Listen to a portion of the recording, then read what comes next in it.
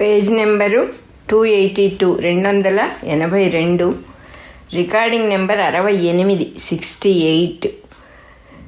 త్రిపురాదేవి కథగా చెప్పుకుంటూ ఉన్నాము. త్రిపురా రహస్య జ్ఞానఖండ సారంలో లాస్ట్ చాప్టర్ అయిన శాస్త్రార్థ సంగ్రహము అనే కంటిన్యూయేషన్లో ఉన్నాము.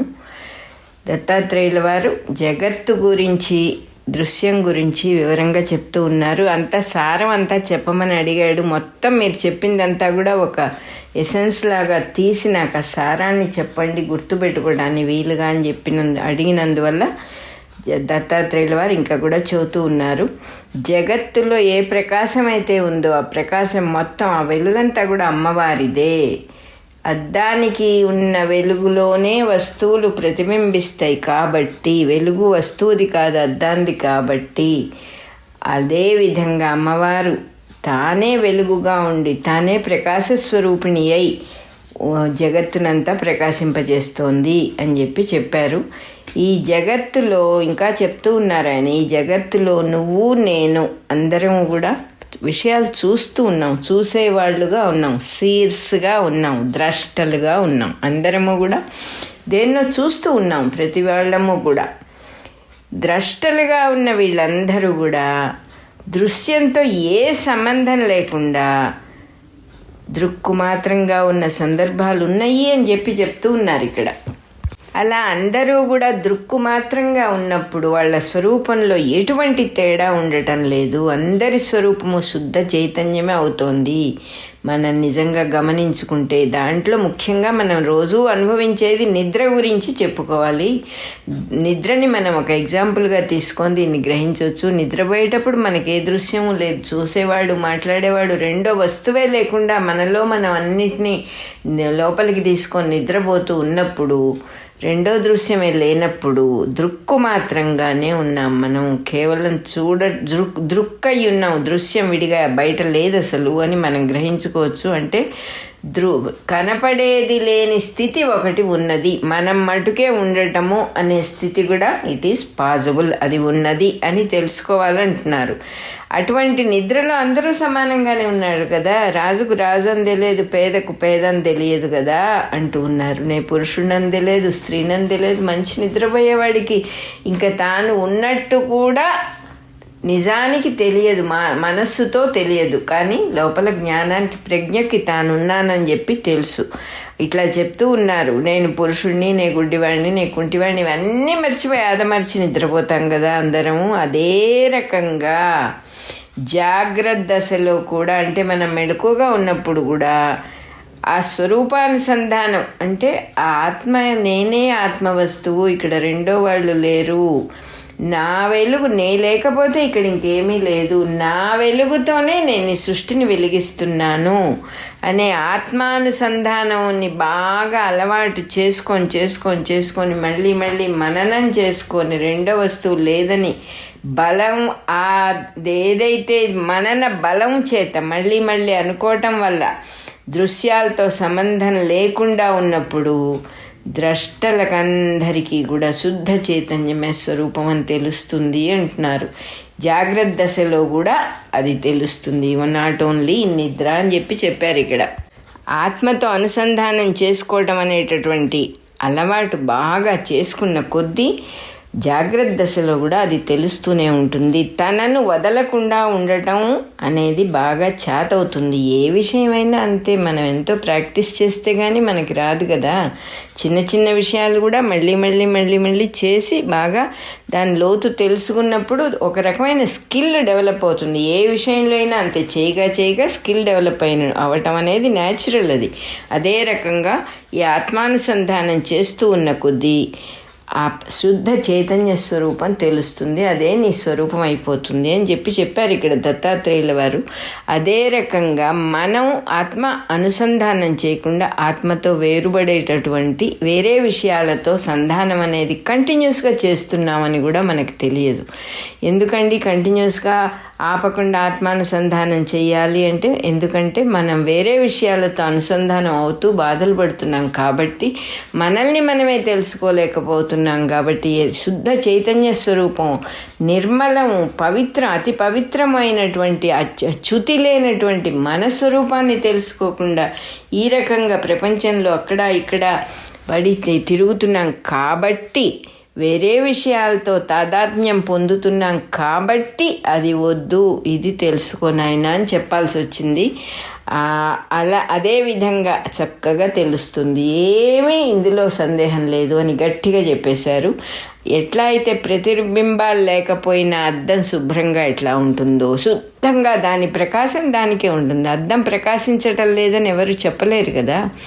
ఏ దృశ్యము లేకపోయినా దాని స్వతహా ప్రకాశంతో ప్రకాశిస్తూ ఎట్లా ఉంటుందో, చైతన్యం కూడా అదే రకంగా శుద్ధంగా ప్రకాశిస్తూ ఉంటుంది. ఏ దృశ్యాలు చూసేవాడు రెండోవాడు ఎవరు లేకపోయినా కూడా అద్భుతంగా ఉంటుంది. ఆ శుద్ధ చైతన్యాన్ని మహానంద ఘనము అంటారు. Solid mass of absolute bliss అన్నమాట. సకల జీవులు విషయ భోగాలతో ఏ ఆనందాలని పొందుతున్నారు అంటే, ఎన్నో ఆనందాలు పొందుతున్నాము. ప్రతిదీ మనకి సుఖం కావాలని ఏవేవో కొనుక్కుంటున్నాం, ఏవేవో చేస్తున్నాం ఆ సుఖం కోసం. ఆ ఆనందాలన్నిటికీ కూడా అసలు ఆనందం ఇదే మూలము.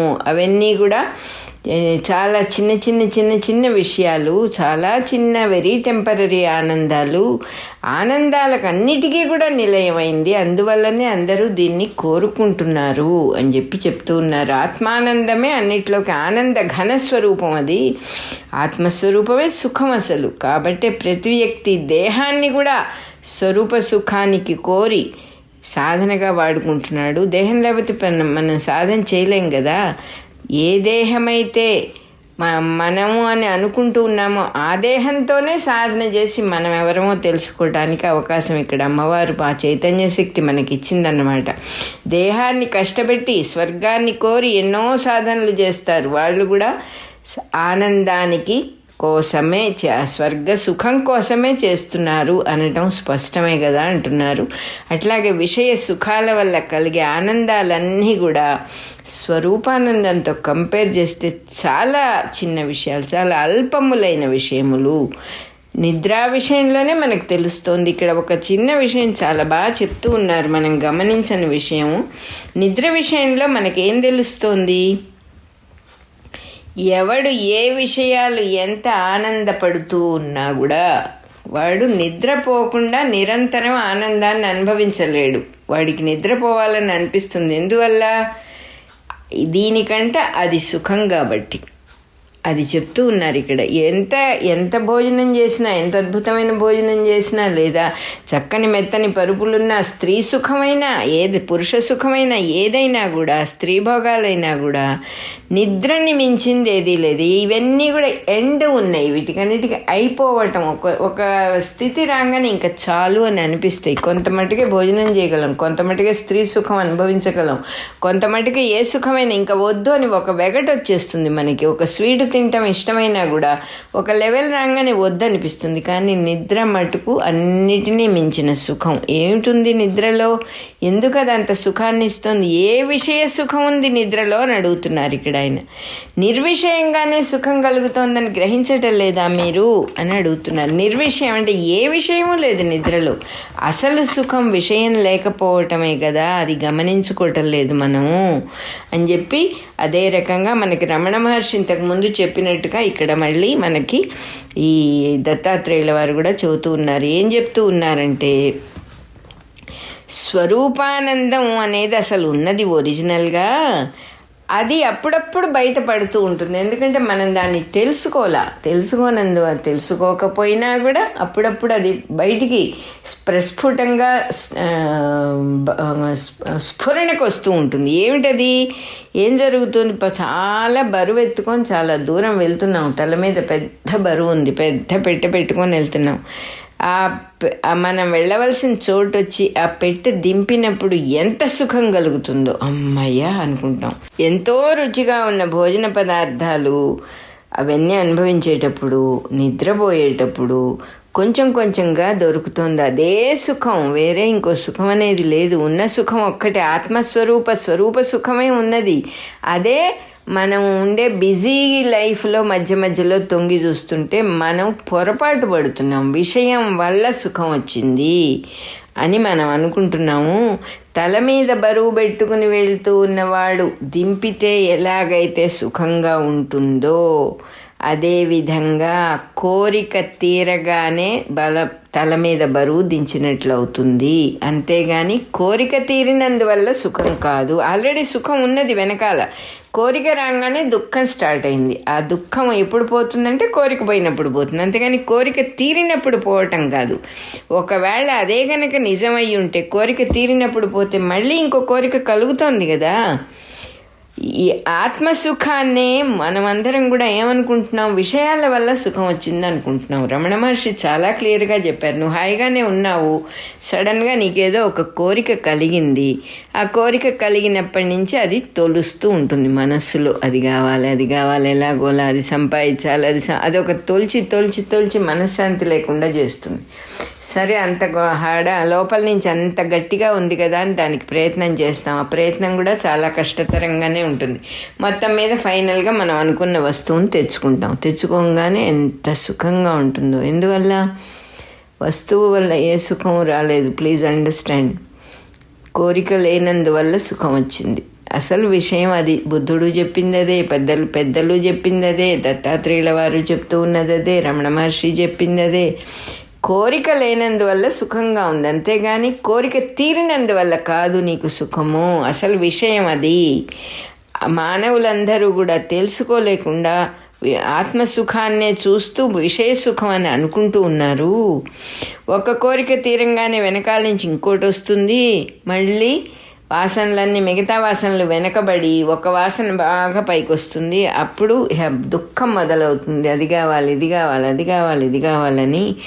కోరిన విషయం దొరకంగానే తలమించి పెద్ద బరువు దింపినట్టుగా స్వరూప సుఖమే భాషిస్తుంది. నువ్వేదో అనుకుంటున్నావు, ఉన్నది ఒకటే సుఖం, ఇన్ని రకాల సుఖాలు లేవు. స్వరూప సుఖం భాషించినప్పుడు ఇంత లోపల ఇంకో వాసన పైకి వస్తుంది. పైకి వచ్చి మళ్ళీ ఈ సుఖం కింద పడిపోయి మళ్ళీ అది దుఃఖం మొదలవుతుంది. మళ్ళీ కోరిక తీరంగానే మళ్ళీ సుఖం కలుగుతుంది. ఈ రకంగా మాత్రంగా స్వరూప సుఖమే కొంచెం పైన నీకు కనపడుతోంది. నువ్వు దాన్ని టచ్ చేయలేదు కాబట్టి ఒరిజినల్గా అది నీ స్వరూపమే. కాబట్టి ఎన్ని విషయాలతో ఎంతమందికి ఏ రకమైన సుఖాలు కలిగినా కూడా అదంతా కూడా స్వరూప సుఖమే. ఒకటే సుఖం. సుఖస్వరూపుడివి నువ్వు.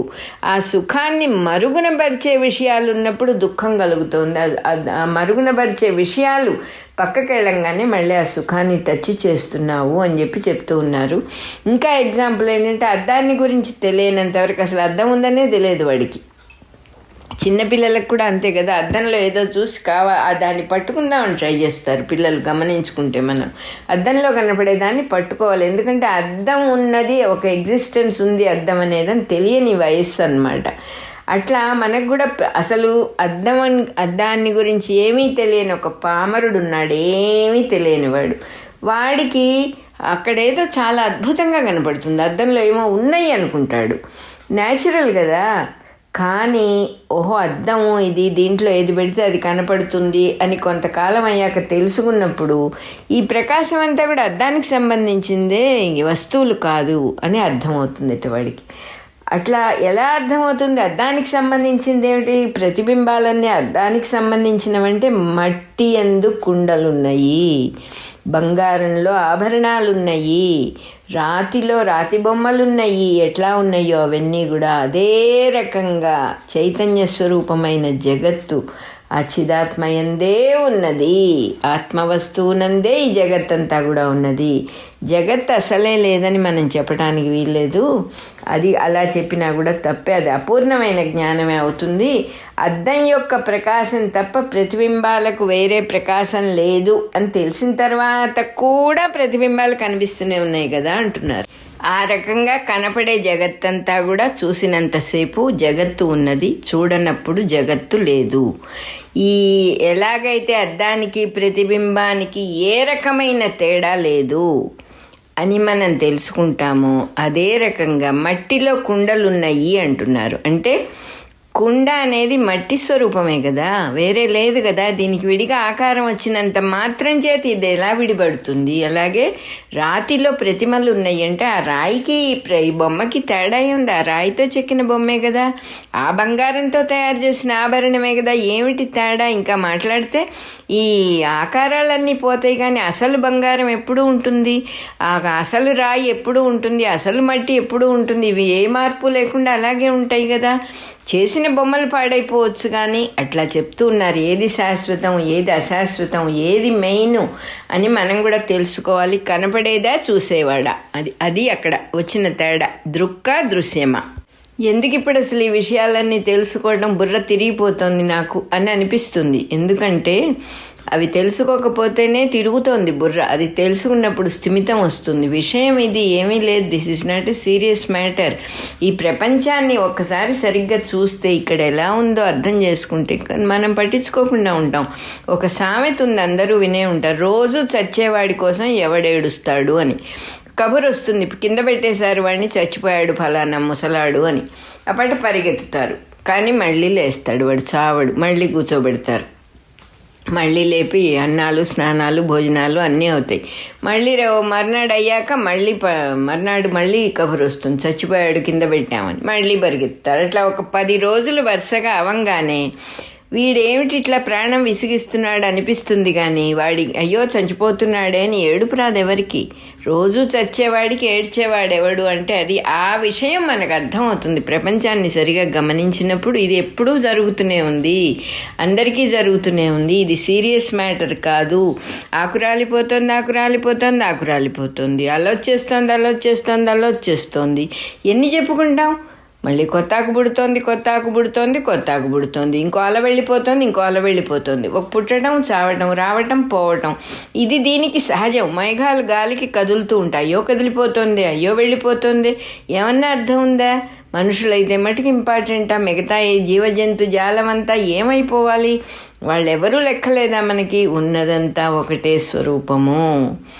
మనకి ఎలాగైతే కాళ్ళు, చేతులు, ముక్కు, కళ్ళు, నోరు, లోపల అనేక రకాల అవయవాలు పనిచేస్తే ఒక దేహం ఎలాగైతే నిలబడి ఉన్నదో ఎన్నో ఉన్నాయి. ఆ రకంగా సృష్టి మొత్తం ఒకటే దేహం. అద్దం ఉన్నందువల్లనే ప్రతిబింబాలున్నాయి.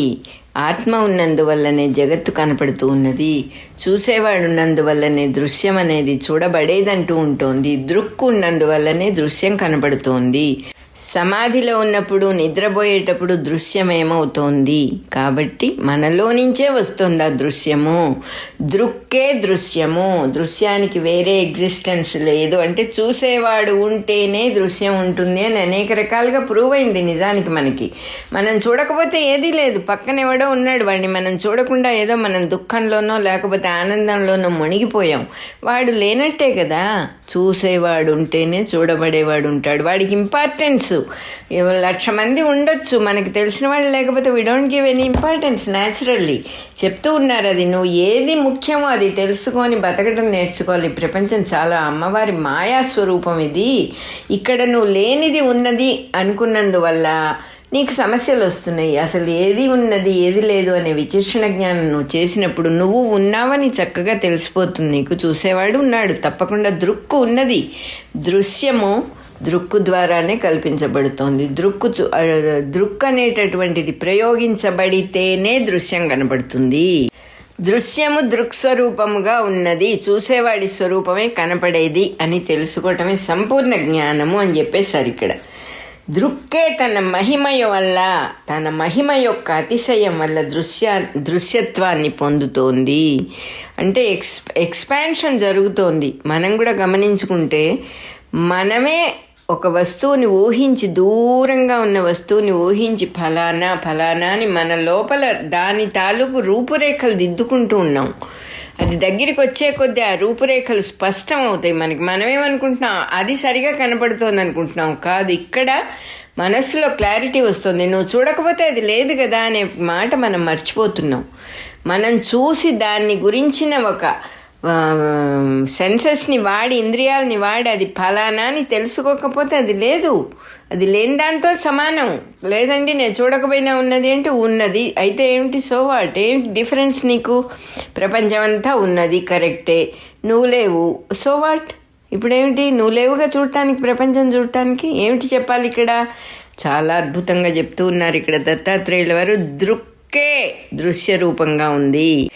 మనం గమనించకుండా ఏదో జీవించుకుంటూ వెళ్ళిపోతున్నాం, కానీ మనం ఇంద్రియాలతో అంటే సెన్సెస్తో తెలుసుకుంటూ ఉన్న ప్రతి విషయం ప్రతి క్షణం మారిపోతూనే ఉంది. అది కేవలం దేని మీద ఆధారపడి ఉన్నది అంటే బ్యాక్గ్రౌండ్ మీద ఆధారపడి ఉంది. బ్యాక్గ్రౌండ్ నిశ్శబ్దంగా ఉంటే శబ్దం వినపడుతుంది మనకి. అదే శబ్దం వింటూ ఉన్నప్పుడు దానికంట పెద్ద శబ్దం వచ్చినప్పుడు ఇది వినపడదు.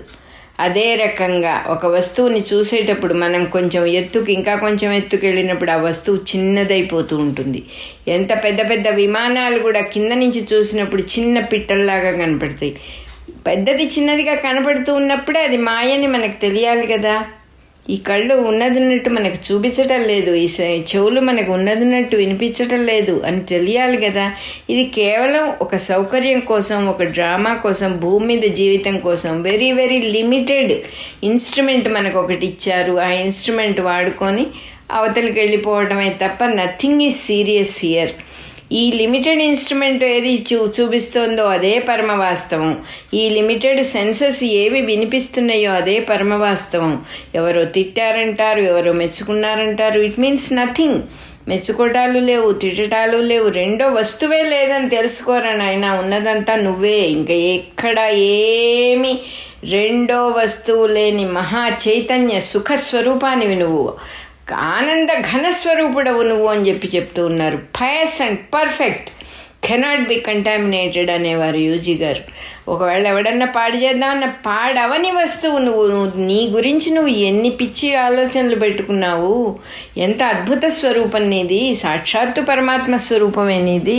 నువ్వు నీ గురించి వేరే వేరే ఏదో అలా ఇలా అనేకం అనుకుంటున్నావు, పిచ్చి పిచ్చి సాధనలన్నీ చేస్తున్నావు, ఏదో సాధించాలని అనుకుంటున్నావు. నిన్ను నువ్వు తెలుసుకుంటే చాలు. నేను ఇది కాదు అది అని తెలిస్తే చాలు, నీకు ఇంకేం అక్కర్లా. ఇక్కడ ఈ భూమి మీద బతకొచ్చు, ఎక్కడైనా బతకొచ్చు. అప్పుడు ఈ భూమి మీద బతకటానికి నువ్వు ఏ మార్గాన్ని ఎన్నుకున్నావో అది నీకు బాగుందా, నీకు అది సుఖాన్ని ఇస్తోందా, అది నీకు ఆ ఫలితాల్ని కోరుతూ జీవిస్తూ ఫలితం కోసం పనులు చేస్తూ నీకేదో కావాలనే కోరికలతో వెంపర్లాడుతూ తాపత్రయపడుతూ ఉన్న జీవితం నీకు బాగుందా? నువ్వు ఫస్ట్ ఆఫ్ ఆల్ అసలు అది ఓకేనా? ఓకే అయితే హాయిగా ఉండటమే. అది ఓకే కాకపోతే నెక్స్ట్ ఏమిటి అని చూడాలి. అందుకని చెప్తూ ఉన్నారు నెక్స్ట్ ఏమిటి, అది ఓకే కాదు నాకు, ఇదేదో బాగా లేదు. ఎందుకంటే నా మనస్సుకే ఒకసారి వీడి మీద ప్రేమ ఉంటుంది, ఇంకోసారి ఉండదు. నాకు కంట్రోల్ లేదు. అది నా మీదే నాకు కంట్రోల్ లేని జీవితం ఎవడైనా కోరుకుంటాడా? ఎంత తెలివి తక్కువ వాడైనా. ఇక్కడేదో సరిగా లేదనన్నా కొంచెం తెలుసుకోవాలి కదా. ఇక్కడ ఉన్న పరిస్థితులు సరిగా లేవు. నా కొడుకంటే నాకు ప్రేమ, ఇంకోళ్ళ కొడుకంటే ద్వేషం. ఏమిటి, ఎందువల్ల అట్లా ఉంటుంది? పైగా ఇంకొకరి మీద ద్వేషం ఉన్నప్పుడు నాకే బాధ కలుగుతుంది. అవతల వాడి బాధ తర్వాత, వాడిని బాధిస్తే కానీ వాడికి బాధ కలగదు. కానీ ద్వేషం రాగానే నా మనసులో కల్లోలం, నా మనసులో బాధ, కోపం రాగానే నాకే కష్టం. తన కోపమే తన శత్రువు అన్నట్టు అయిపోతుంది. ఈ మ్యాజిక్ ఏమిటి అసలు అని ఎప్పుడన్నా ఆలోచించాము మనం? మనకి ఈ జీవితం బాగుంటే ఓకే, బాగుండకపోతే ఇది ఏమిటి అని క్వశ్చన్ చేసినప్పుడు మనం ఎంత అద్భుత స్వరూపులము, ఎంత పొరపాటు పడి నేను ఇది కాదు అది అనుకున్నందువల్ల. మయసభ అంటారు, మయసభ కాదు మాయ సభలో ఉన్నాం మనం. ఆ మాయ సభలో లేనిది ఉన్నట్టు, ఉన్నది లేనట్టు కనపడుతూ ఉంటుంది. అది నిజమే అనుకొని బతుకుతూ ఉన్నాం. మరి బాధ లేకుండా ఎలా ఉంటుంది? ఏది కనపడుతోందో అది నమ్ముతున్నాం, ఏది వినపడుతోందో అది నమ్ముతున్నాం. మనం నమ్మటమే కాకుండా నమ్మించడానికి కూడా ప్రయత్నం చేస్తున్నాం. Point of view, my point is అంటాడు. అవతల వాడిని కన్విన్స్ చేయాల్సిన అవసరం ఏమిటి నీకు? వాట్ ఎగ్జాక్ట్లీ యూ వాంట్ అని తెలుసుకోవటం లేదా ఎవడు అని ఎంతో చెప్తూ ఉన్నారు ఇక్కడ. ఇది లేదు అని జగత్తుని నువ్వు శపించినంత మాత్రాన జగత్తు లేకుండా పోదు. జగత్తు ఉన్నదనేది వాస్తవము కానీ ఆ జగత్తు నువ్వు చూస్తేనే ఉంటుంది. అంత మటుకు చెప్పేశారు శుభ్రంగా. నీలో నుంచి వచ్చినదే ఆ దృశ్య స్వరూపం అని తెలుసుకున్నప్పుడు అది పరిపూర్ణ జ్ఞానం అవుతుంది. దీన్ని బాగా ఎనలైజ్ చేసి తెలుసుకొని అంతా ఒకటే దగ్గరికి వచ్చిన వాడే అసలు విషయాన్ని తెలుసుకున్నవాడు. దృక్కొక్కటే ఇక్కడున్నది. ఎంత బాగా చెప్పారంటే ఇంక చివరిలోకి వచ్చేస్తున్నాం కదా. దృక్కు తన గొప్పతనం వల్ల, తన మహిమ యొక్క అతిశయం వల్ల, దృక్ అంటే ఏమిటి? చైతన్య స్వరూపం, అమ్మవారి స్వరూపం, అయ్యవారి స్వరూపం, ఆత్మవస్తువే దృక్కు. అది లేకపోతే నువ్వు ఏవి చూడలేవు, ఏది నేర్చుకోలేవు, ఏది చదవలేవు, ఏమీ లేదు, లైఫే లేదు ఇంకంతే. ఆ దృక్కు తన మహిమ యొక్క అతిశయం వల్ల, ఆ గొప్పతనం వల్ల ఏం చేస్తోందంటే దృశ్యంగా కూడా అవుతోంది. అది ఒక చోట ఓ మూల పడుండమ్మా అంటే పడుండే వస్తువు కాదది. బబ్లింగ్ విత్ ది ఎంచూజియాజం, కాస్తా కూస్తా కాదు అసలు. ఆ bubbling nature, the peace is volcanic అనేవారు యూజీ. వాల్కానిక్ ఏమిటి? అగ్నిపర్వతంలాగా ఉంటుంది ఆ పీసు. అంటే బబ్లింగ్ విత్ ఎనర్జీ అన్నమాట. అది ఆ దృశ్యత్వాన్ని పొందింది ఆ బబ్లింగ్ వల్ల. ఇదే సకల శాస్త్ర సారం అని చెప్పేశారు. ఈ దృశ్యముగా దృక్కే అయింది అనేది సకల శాస్త్రార్థానికి సారంట. ఊరికే సకల శాస్త్ర సారం కాదు, శాస్త్రార్థ సారం. అన్ని శాస్త్రాలకు అర్థం చెబితే సారం ఏమిటయ్యా అంటే దృశ్యత్వాన్ని పొందేది దృక్కే, రెండు లేవు ఇక్కడ. కాబట్టి ఇప్పుడేమిటి? దృక్కే దృశ్యత్వాన్ని పొందుతూ ఉంటే ఫైనల్ ఏమిటి రిజల్ట్ వచ్చింది మనకి? ఎందుకు తెలుసుకోవాలి అసలు ఈ విషయం? బంధమే లేదు. బంధం లేదు కాబట్టి మోక్షం లేదు. కట్టలేదు కాబట్టి విప్పే ప్రసక్తే లేదు. సాధకుడే లేడు, సాధనం కూడా లేదు. అఖండము, అద్వయము, చిచ్చక్తి అయ్యున్న త్రిపురాదేవి మటుకే భాషిస్తూ ఉన్నది. అఖండము అంటే ఎక్కడ ముక్కలు చేసి రెండు వస్తువులుగా చెయ్యలేనటువంటి ఒక వస్తువు ఉన్నది. వాడు ఆ వస్తువు అద్వయము, రెండో వస్తువు లేనిది చైతన్య శక్తి. అటువంటి సమయంలో సాధకుడు ఎక్కడున్నాడు? సాధన ఎక్కడుంది? బంధం ఎక్కడుంది? మోక్షం ఎక్కడుంది? అన్నిటి నుంచి మనం ఫస్ట్ విడిపడిపోయే పరిస్థితి. నేనెవరు అని తెలుసుకోగానే నేను సాక్షాత్తు ఆ త్రిపురామహేశ్వరిలోనే ఉన్నదాన్నే, నాకు విడిగా ఎగ్జిస్టెన్స్ అంటూ లేదు. ఆ తల్లి ఇచ్చినటువంటివే సమస్తము. మళ్ళీ ఆ తల్లి అని కూడా అంటాను వీలేదు. నేను ఎప్పుడైతే వేరుగా లేనో, ఆ తల్లి నన్ను సృష్టించింది అనే బదులు నేను లేను అని చెప్పేశారు. ఇక్కడ సాధకుడే లేడు, సాధనము లేదు. అంటే అలా లేదు, తుంపరా లేదు, బుడగా లేదు, ఉన్నది సముద్రమే. ఇవన్నీ టెంపరీగా పైకి లేచి వెనక్కి పడిపోయే వాటికి అస్తిత్వం ఏముందని చెబుతాడు ఎవడు మాత్రం అని చెప్తూ ఉన్నారు. ఇంకా ఏదీ లేదు అని తెలుసుకోమని మనకు ఫైనల్గా రాబర్ట్ ఆడమ్స్ చెప్పినట్టుగా ఏమీ లేదు. ఇన్ని ప్రశ్నలు, ఇంత సమాధానాలు, ఇంతలా పుస్తకం ప్రింట్ చేశారు మీరు వీళ్ళందరూ కలిసి. ఎందుకు ఇది? ఒక్కో పేజీలో కాన్షియస్నెస్ అని మధ్యలో ఎక్కడో రాస్తే చాలు, ఉన్నది అదొక్కటే, ఇంకేమీ లేదు. మీరు లేరు, నేను లేనని చెప్పేశాడు ఆయన, రమణ మహర్షి శిష్యుడు. సో ఆ తల్లినే తెలుసుకోవాలి. ఇంకా కూడా ఆ తల్లి స్వరూపం చెప్తూ ఉన్నారు. ఆ త్రిపురాదేవి ఒక్కతే ఉన్నది. ఆమెయే అవిద్య, అజ్ఞానం కూడా ఆవిడే, విద్య కూడా ఆవిడే, బంధం కూడా ఆవిడే, మోక్ష సాధనం కూడా ఆవిడే, మోక్షం కూడా ఆవిడే. తెలుసుకోవాల్సిన విషయం ఇదొక్కటే, ఇంకా ఏమీ లేదు. రెండో విషయం లేదు తెలుసుకోవడానికి. భార్గవ, ఇంతకు మించింది ఏం లేదు. నీకు ఈ విజ్ఞాన క్రమాన్ని మొదటి నుంచి క్లియర్గా చెప్పాను. దీన్ని చక్కగా తెలుసుకున్నవాడు ఎప్పుడు దుఃఖాన్ని పొందడు అని చెప్పేశారు. ఇప్పుడు ఇదంతా కూడా ఎవరు చెబుతూ ఉన్నారు? ఒరిజినల్గా మనం ఎక్కడ మొదలు పెట్టామంటే నారదుల వారు హారితాయనుడి దగ్గరికి వచ్చి త్రిపురాదేవి మహత్యం రాయటం అయిపోయింది కదా, నాకు చదివి వినిపించు అన్నప్పుడు ఆయన చెప్తూ ఉన్న విషయాలు అన్నమాట. ఇక్కడ హారితాయనుడు నారదుల వారికి భార్గవరాముడు దత్తాత్రేయుల సంవాదం అంతా కూడా చెప్పి, వాళ్ళిద్దరూ మాట్లాడుకున్న విషయాలన్నీ కూడా చెప్పి, ఇంకా కూడా నారదుల వారితో ఇట్లా అన్నాడు హారితాయనుడు, మహర్షివర్య, హేతువులతో అనుభవంతో రకరకాలుగా అనేక కారణాలతో అనేక అనుభవాలతో వివరించబడిన ఈ జ్ఞానఖండాన్ని వింటే ఎవరికైనా కూడా భ్రాంతి నశించిపోతుంది. దీన్ని విన్న తర్వాత భ్రాంతి తొలగకపోతే ఇంక దీనివల్ల తొలగదు. ఇదే అన్నిట్లోకి మెయిన్, ఇదే అన్నిట్లోకి పెద్ద ఖడ్గం, జ్ఞాన ఖడ్గం ఇది. ఈ గొడ్డలితో నరకబడిన చెట్టు ఇంకా వేళ్లతో పాటు పడిపోతుంది. అజ్ఞాన వృక్షం నశించిపోతుంది, సంసార వృక్షం నశించిపోతుంది. దీన్ని విన్నవాడికి భ్రాంతి తొలగిపోవటం ఖాయమే, ఏ సందేహమే లేదు. ఒకసారి విన్నంత మాత్రం చేతనే ఈ జ్ఞానఖండం చాలా దృఢంగా ఏర్పడుతుంది. ఈ జ్ఞానఖండాన్ని ఒక్కసారి వింటే కూడా ఆ జ్ఞానం దృఢంగా నిలబడి లోపల ఒక మంచి పవర్ఫుల్ స్పార్క్ లాగా ఉండి మొత్తం అజ్ఞానాన్ని నశింపచేస్తుంది. అజ్ఞానం అనే దూదిని కాల్చి పడేసేస్తుంది అని చెప్తూ ఉన్నాడు ఇక్కడ హారితాయనుడు. అట్లాంటిది కొంచెం మందబుద్ధిగా కలవాడికి రెండోసారి కానీ మూడోసారి కానీ వింటే తప్పకుండా విజ్ఞానం కలుగుతుంది.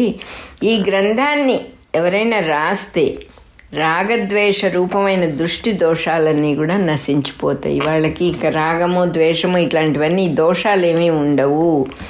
దీన్ని పూజ చేస్తే ఈ పుస్తకాన్ని, గ్రంథాన్ని చిత్తశుద్ధి కలుగుతుంది. రోజు మనసులో నమస్కారం పెట్టుకుని ఈ గ్రంథం మీద ఒక 2 పుష్పాలుంచి కళ్ళు మూసుకుంటే చక్కని లోపల క్లీనింగ్ జరుగుతుందిట. దీన్ని ఎప్పుడూ పుస్తకం ఓపెన్ చేసి పరిశీలన చేస్తూ చదువుకుంటూ ఉంటే కర్మవాసనలన్నీ నశించిపోతాయిట.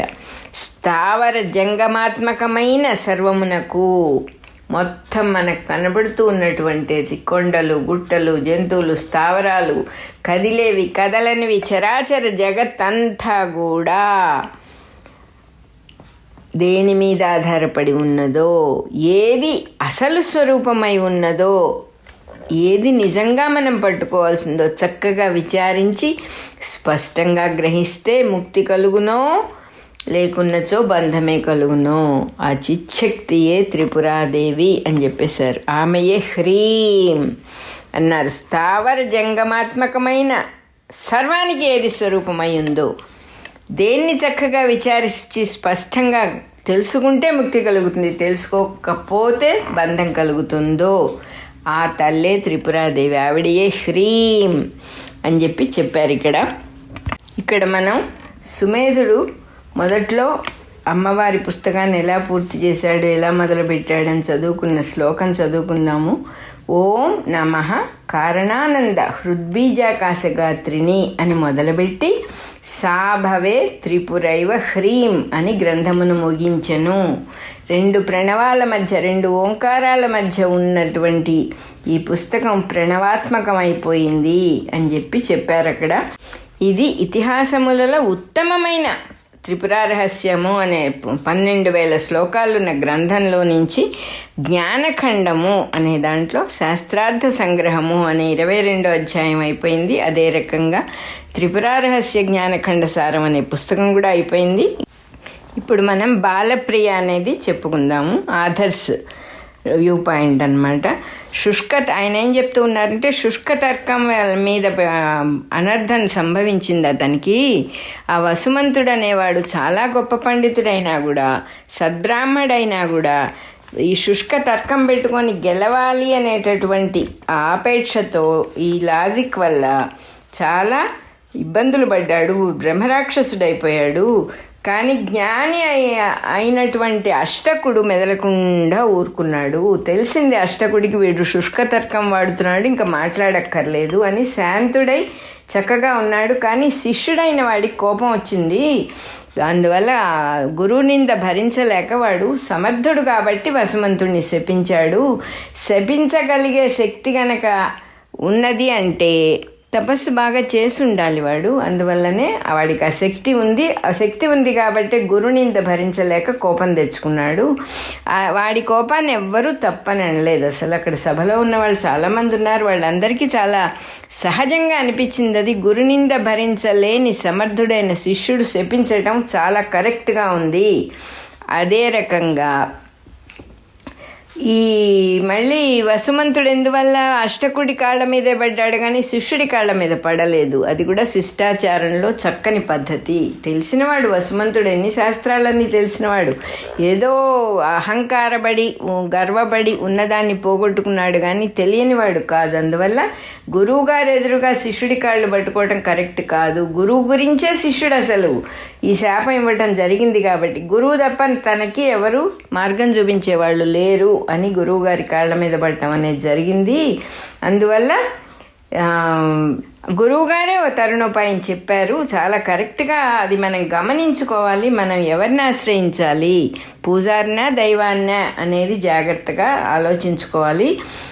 పైగా ఒకవేళ శిష్యుడిని అడిగినా కూడా శిష్యుడు చెబుతాడు, నాకు సంబంధం లేదు, మా గురువుగారి గురించే నేను శపించాను, నాకు ఇంకా అంతకంటే ఏం తెలియదు అనేస్తాడు. కాబట్టి గురువుగారిని ప్రార్థన చేయడం చాలా అప్రాప్రియేట్గా ఉంది అని చెప్పి చెప్తూ ఉన్నారు ఇక్కడ ఆథరు. సో 68వ రికార్డింగ్ నెంబర్ మంది అయిపోయిందన్నమాట. ఇంకా కూడా బాలప్రియ కంటిన్యూయేషన్ ఉంది, మళ్ళీ చదువుకుందాం.